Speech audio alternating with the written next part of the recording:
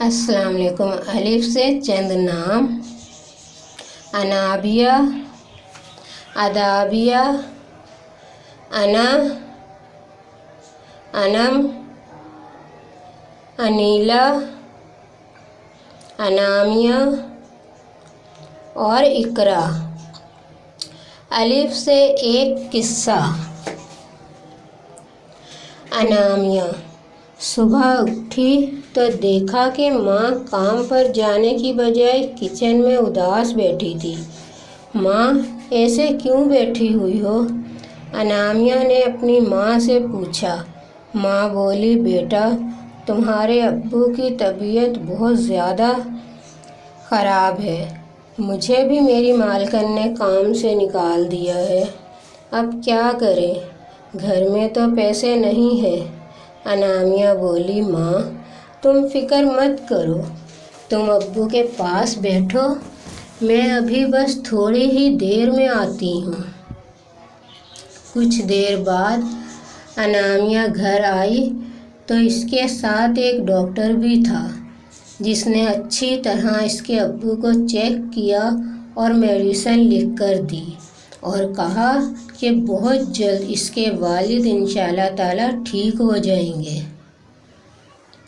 انامیہ اس کے بعد میڈیسن لینے گئی۔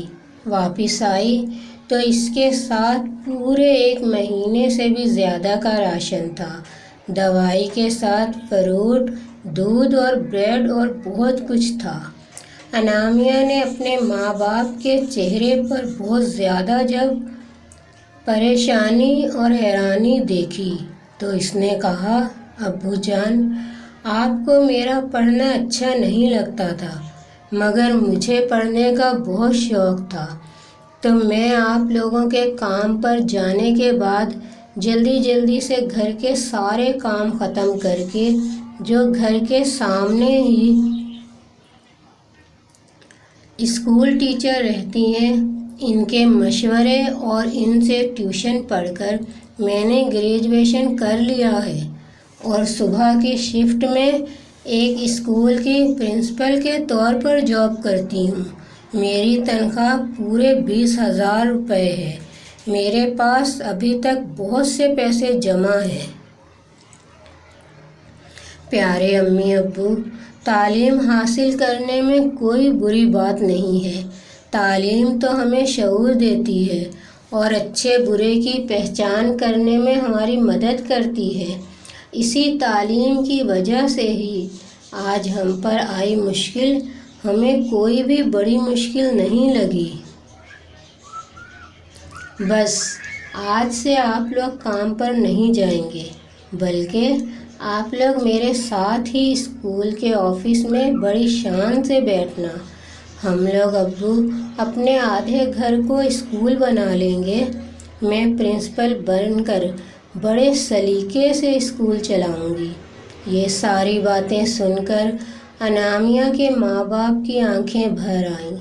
باپ نے بے ساختہ اٹھ کر انامیہ کو گلے لگایا اور کہا، بیٹی، مجھے معاف کر دینا، میں نے تمہیں ہمیشہ تعلیم سے دور ہی رکھا تھا۔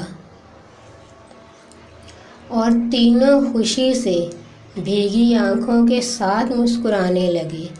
دیکھا، آپ لوگوں نے تعلیم کی افادیت کو، اسی لیے آپ لوگ بھی NR اردو ٹیچ سے دل لگا کر پڑھنا۔